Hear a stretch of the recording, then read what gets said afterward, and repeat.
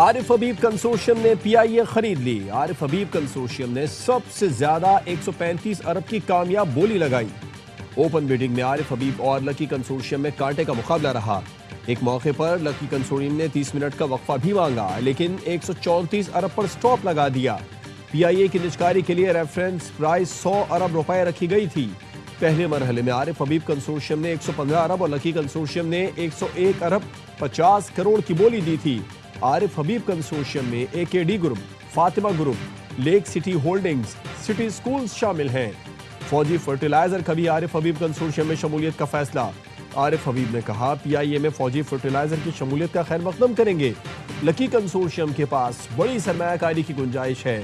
یہ پوری قوم اور حکومت کی کامیابی ہے۔ بولی کا 92% پی آئی اے پر خرچ ہوگا۔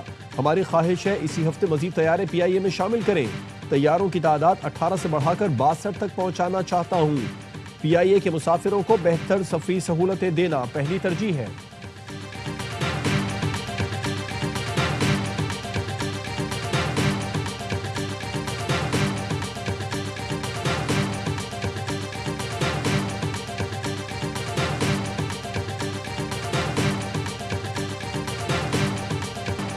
پی آئی اے کی نجکاری کا عمل انتہائی اہم سنگ میل ہے۔ قوم سے وعدہ کیا تھا ریاستی ملکیتی اداروں کی نجکاری کے لیے اقدامات اٹھائے جائیں گے۔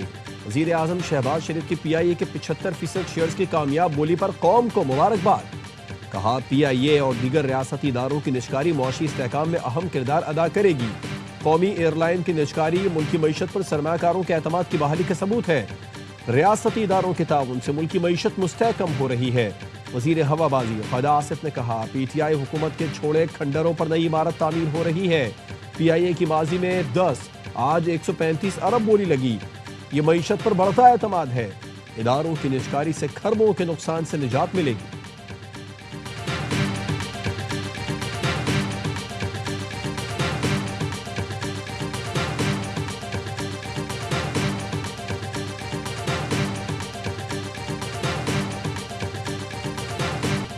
آپ نے کہا بک جائے، ہم نے کہا بک گئی۔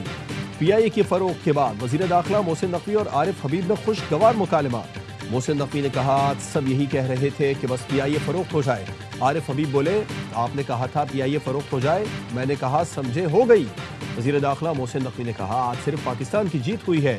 توقع ہے عارف حبیب کنسورشیم پی آئی اے کو کامیابیوں کی نئی بلندیوں تک پہنچائے گا۔ ہم سب آگے کی طرف دیکھ رہے ہیں۔ امید ہے پی آئی اے کا نیا سفر شروع ہوگا۔ عوام اب پی آئی اے کا سنہرا دور واپس آتا دیکھیں گے اور پی آئی اے سے سفر کو ترجیح دیں گے۔ وزیر اعظم چیئرمین نجکاری کمیشن اور ان کی ٹیم کو مبارکباد۔ وزیر خزانہ محمد اورنگزیب نے کہا خوشی کی بات ہے کہ بولی لگانے والی کمپنیز پاکستان کی ہیں۔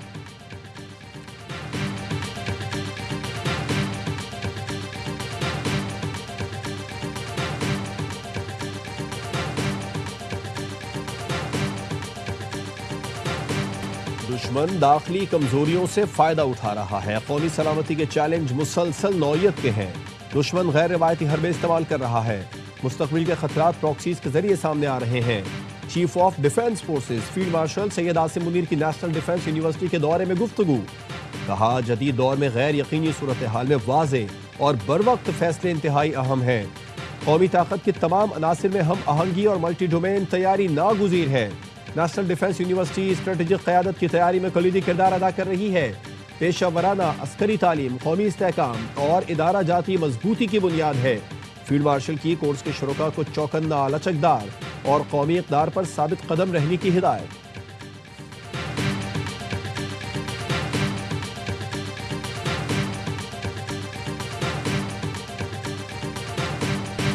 برطانوی جریدے فائنینشل ٹائمز نے فیلڈ مارشل عاصم منیر کو کثیر الجہتی خارجہ پالیسی کا ماہر قرار دے دیا۔ لکھا فیلڈ مارشل عاصم منیر بدلتے عالمی نظام میں سب سے مؤثر اسٹریٹجک رہنما بن کر ابھرے۔ بدلتی عالمی سیاست نے مڈل پاورز کے لیے نیا مگر مشکل دور کھول دیا۔ فیلڈ مارشل درمیانی طاقتوں کے سب سے کامیاب ملٹی الائنس میں شامل۔ ٹرمپ کے غیر رسمی انداز کے ساتھ سب سے بہتر ہم آہنگ ہونے کا اعزاز فیلڈ مارشل کو جاتا ہے۔ پاکستان کی قیادت واشنگٹن، بیجنگ، ریاض اور تہران کے درمیان بیک وقت روابط میں متحرک رہی۔ فیلڈ مارشل نے تیزی سے بدلتی عالمی سیاست میں پاکستان کے لیے نئے سفارتی مواقع پیدا کیے اور سفارتکاری کو بدلتے عالمی ماحول میں مؤثر انداز میں آگے بڑھایا۔ ٹرمپ کے ساتھ بروقت خوشگفتاری اور نرم سفارتی رویہ مؤثر ثابت ہوا۔ پاکستان کی سفارتی کامیابی نے بھارت کو مایوس کیا۔ بھارت بدلتے عالمی حالات اور ٹرمپ کے انداز سے ہم آہنگ نہ ہو سکا۔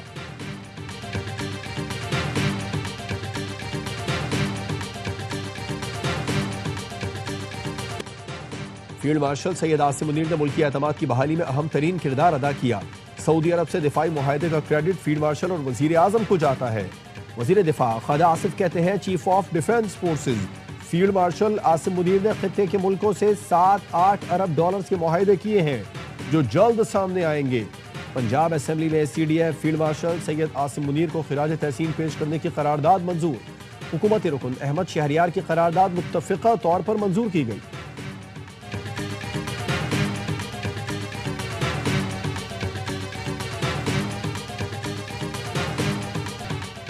امریکی صدر ٹرمپ کی فیلڈ مارشل عاصم منیر اور وزیر اعظم شہباز شریف کی تعریف۔ پاک بھارت جنگ رکوانے اور 8 بھارتی طیاروں کی تباہی کا بھی ذکر کیا۔ کہا پاکستان اور بھارت کے درمیان ایٹمی جنگ رکوائی۔ پاکستان کی فیلڈ مارشل انتہائی قابل احترام شخصیت ہے۔ پاکستان کے وزیر اعظم نے کہا ٹرمپ نے 10 ملین جانیں بچائیں۔ پاک بھارت جنگ کے دوران 8 طیارے تباہ ہوئے۔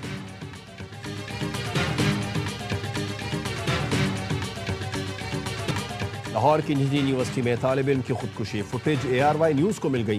محمد اویس نے فارمیسی بلڈنگ کی 3ری منزل سے چھلانگ لگائی۔ اویس کے بھائی محمد سہیب نے الزام لگایا اساتذہ اویس کو ذہنی طور پر ٹارچر کر رہے تھے۔ اساتذہ نے کہا تھا حاضری پوری نہ ہونے پر امتحان میں نہیں بیٹھنے دیں گے۔ بھائی نے اساتذہ سے درخواست بھی کی تھی کہ سیمسٹر ضائع ہو جائے گا۔ اویس نے 19 دسمبر کو خودکشی کی تھی۔ طلباء نے اویس کی موت کی شفاف تحقیقات کے لیے کیمپس کے اندر احتجاج کیا۔ جسٹس فار اویس کے نعرے لگائے۔ پولیس نے کارروائی کے بعد لاش پرسہ کے حوالے کی تھی۔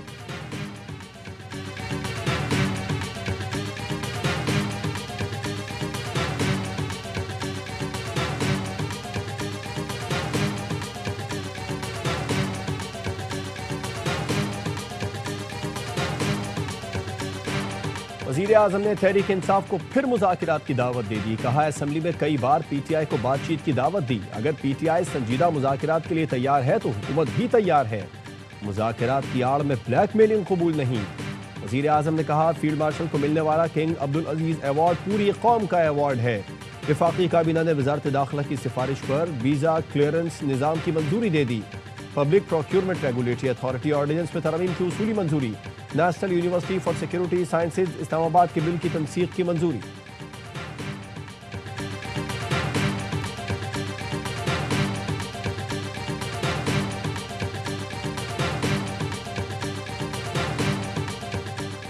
سب لوگ چاہتے ہیں ملک مشکل سے نکلے۔ بانی پی ٹی آئی نے کہا ہے کہ محمود اچکزئی اور ناصر عباس ہی مذاکرات کریں۔ ان کے پاس مینڈیٹ موجود ہے تو ضرور بات کر لیں۔ Chairman P T I barrister Gohar کا کہنا ہے حکومت کا رویہ بالکل غلط ہے۔ حکومتیں ایسی نہیں ہوتی۔ حکومت اپوزیشن کا مینڈیٹ نہیں لیتی، ساتھ ملاتی ہے اور مذاکرات کرتی ہے۔ ہر منگل کو آتے ملاقات نہیں ہونے دیتے، آخر وجہ کیا ہے؟ بانی پی ٹی آئی سے اڈیالہ جیل میں ملاقات کا وقت ختم۔ علیمہ خانم، ڈاکٹر عظما اور نورین نیازی گورکھپور ناکے پر روک لیا گیا۔ بہنوں نے آج پھر دھرنا دے دیا۔ دفعہ 144 کی خلاف ورزی اور پولیس حملوں میں ملوث پی ٹی آئی کارکنوں کو گرفتار کرنے کا فیصلہ۔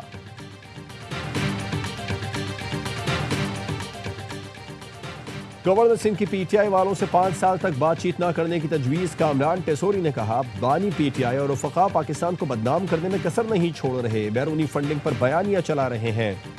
مذاکرات نہیں بلکہ ان کا بائیکاٹ ہونا چاہیے۔ دنیا نے فیلڈ مارشل کو قبول کیا اور بانی پی ٹی آئی کو مسترد کر دیا۔ فائنینشل ٹائمز ایسا اخبار نہیں ہے کہ کوئی بھی اس میں اپنی پسند کی خبر لگوا لے۔ تحریک انصاف کی قیادت اپنا قبلہ درست کرے۔ پاکستان کی ترقی اور خوشحالی کا سفر شروع ہو گیا، اس میں کردار ادا کرے۔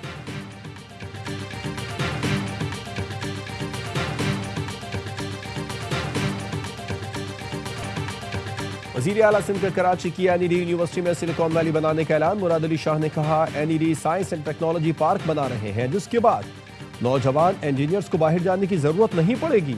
سلیکان ویلی کی تمام سہولتیں این ای ڈی یونیورسٹی میں میسر ہوں گی۔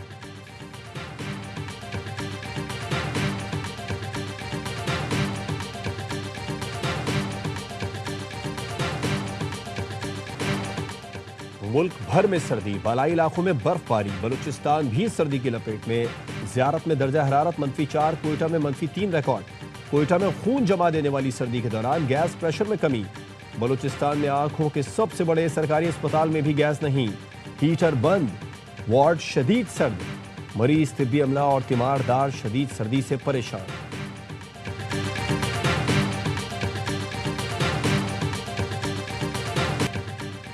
اقتصادی رابطہ کمیٹی نے انٹرنیٹ اسپیکٹرم نیلامی کی منظوری دے دی ہے۔ کابینہ کمیٹی میں منظوری کے لیے جلد پیش کی جائے گی۔ وزیر خزانہ محمد اورنگزیب کی نیوز کانفرنس۔ وزیر آئی ٹی شہزاد فاطمہ نے کہا جنوری کے آخری یا فروری کے پہلے ہفتے میں اسپیکٹرم کی نیلامی مکمل ہو جائے گی۔ اسپیکٹرم نہ ہونے سے پاکستان میں انٹرنیٹ کی رفتار عالمی معیار کے مطابق نہیں۔ 8 لین کی ٹریفک کو 2 لین سے گزارنے کی کوشش کرتے ہیں جس سے مشکلات ہیں۔ 24 کروڑ عوام 274 میگا ہرٹز استعمال کرتے ہیں۔ 600 میگا ہرٹز اسپیکٹرم کی نیلامی کرنے جا رہے ہیں۔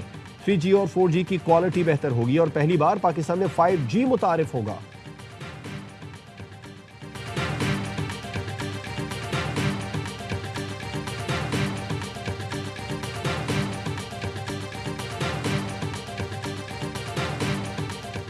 نیول چیف ایڈمرل نوید اشرف سے بحرین کی رائل نیول فورس کے کمانڈر کی ملاقات۔ پاکستان اور بحرین کے درمیان دفاعی اور بحری تعاون بڑھانے کا عزم۔ علاقائی بحری سلامتی اور خطے میں امن و استحکام کے لیے مشترکہ عزم کا اظہار۔ ریئر ایڈمرل احمد محمد آل بن علی کو نیول ہیڈ کوارٹرز میں گارڈ آف آنر پیش کیا گیا۔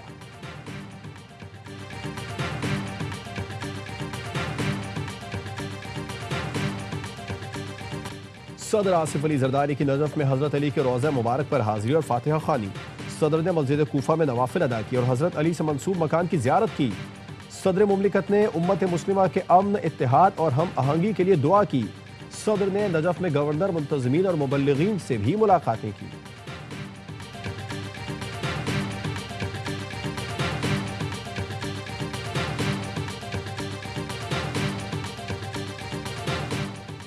پلوہ شاہ خان نے وفاقی وزیر مواصلات علیم خان کے خلاف سینٹ میں تحریک استحقاق جمع کروا دی۔ گزشتہ میٹنگ میں علیم خان کے رویے پر کارروائی کا مطالبہ۔ تحریک استحقاق میں کہا گیا ہے وزیر نے کمیٹی میں دھمکی دی اور انتقامی رویہ اپنایا۔ اربوں روپے کے منصوبے کے حوالے سے جواب نہیں دیا۔ پلوہ شاہ خان کی آن لائن کردار کشی، سوشل میڈیا پر نفرت انگیز مہم۔ سینیٹر نے national cyber crime investigation agency کو شکایت جمع کرا دی۔ پیکا ایکٹ کے تحت کارروائی کی درخواست۔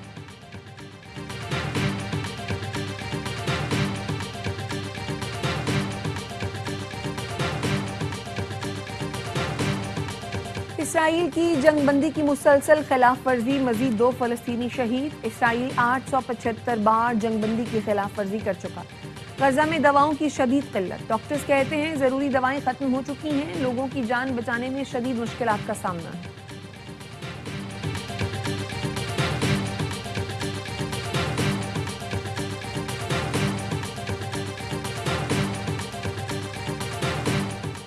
امریکی صدر نے 100 گنا زیادہ طاقتور ٹرمپ کلاس بحری جہاز بنانے کا اعلان کر دیا۔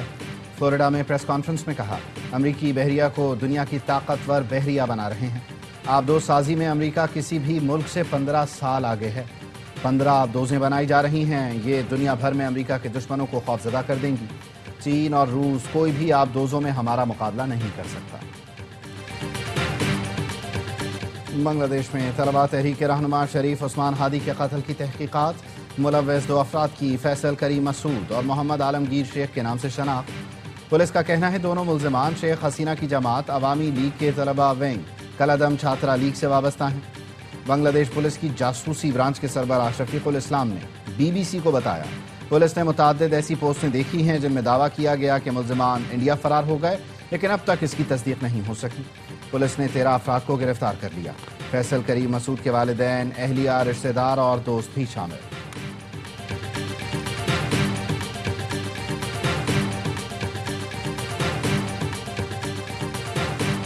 معروف video game call of duty کے فاؤنڈر وینٹ زمپیلا کار حادثے میں چل بسے 55 سالہ زمپیلا فراری گاڑی میں لاس اینجلس کے ایک شاہراہ پر سفر کر رہے تھے۔ گاڑی بے قابو ہو کر کنکریٹ کی رکاوٹ سے ٹکرائی اور آگ کی لپیٹ میں آ گئی۔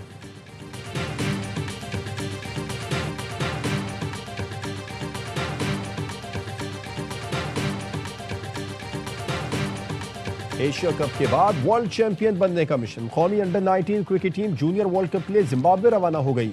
چیئرمین PCB محسن نقوی نے اسلام آباد سے الوداع کیا۔ میگا ایونٹ سے پہلے نوجوان شاہین ٹرائی سیریز میں حصہ لیں گے۔ ویمن کرکٹر سدرا نواز رشتہ ازدواج میں منسلک ہو گئیں۔ سدرا نواز اور غیاث خان کی شادی کی تقریب لاہور کے فارم ہاؤس میں سجائی گئی۔